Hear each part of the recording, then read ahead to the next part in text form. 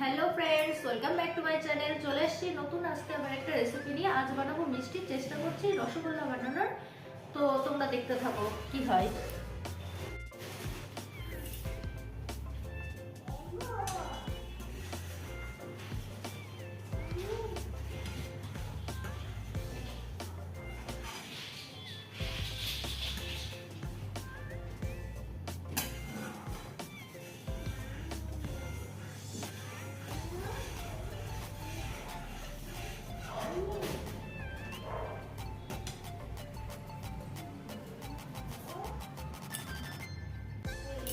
তো দেখো, মিষ্টি বানানোর জন্য আমি কড়াইতে দুধ বসিয়ে দিয়েছিলাম। দুধটায় বরফ চলে এসেছে। এবার দিয়ে দেবো লেবুর রস। আমার কাছে ভিনেগার নেই, যার জন্য আমি লেবুর রস দিয়েই ছানাটা কাটিয়ে নেবো। তো তোমরা দেখতে থাকো।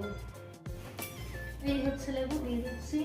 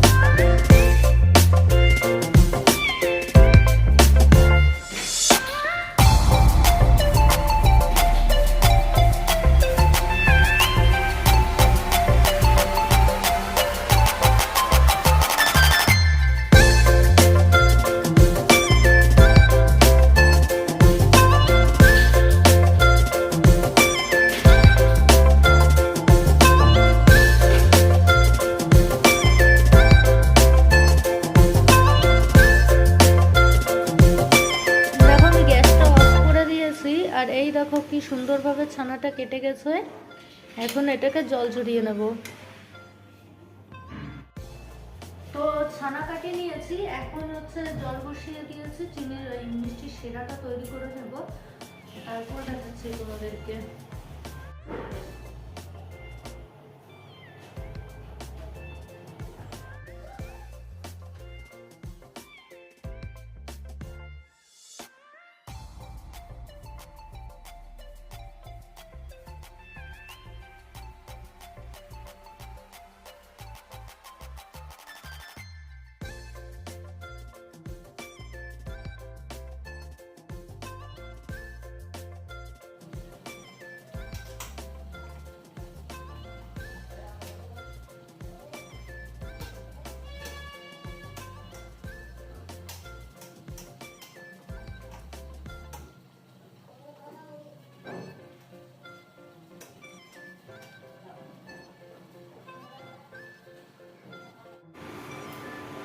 তো আমার মিষ্টিগুলো রেডি করে নেওয়া হয়ে গেছিলো। যেহেতু আমি 500 দুধ দিয়ে করছিলাম, তাই আমার বেশি হয়নি, 6টা মতো হয়েছে।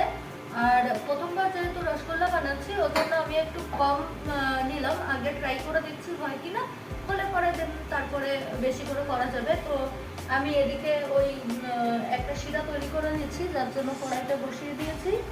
এখন এগুলোকেই এই চিনির শিরার ভিতরে মিষ্টিগুলোকে ছাড়বো। তো দেখো, আমি এখন এই রসগোল্লাগুলো ছেড়ে দিচ্ছি।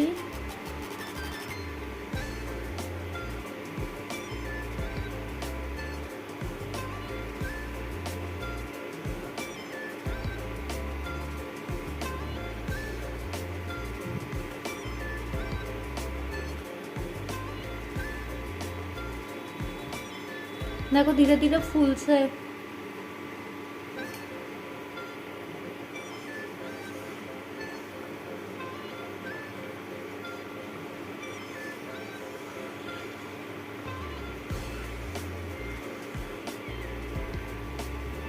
এটাকে এখন 10 মিনিট মতো ফুটিয়ে নেব। তো দেখো বন্ধুরা, আমি মিষ্টিগুলোকে ওই শিরার ভিতর থেকে তুলে নিয়েছি। এখন ওই যে চিনির শিরাটা করে নিয়েছিলাম, ওটার মধ্যে এগুলোকে ছেড়ে দেবো, তাহলেই হয়ে যাবে। এই হচ্ছে শিরাটা, দিয়ে দিচ্ছি এক এক করে।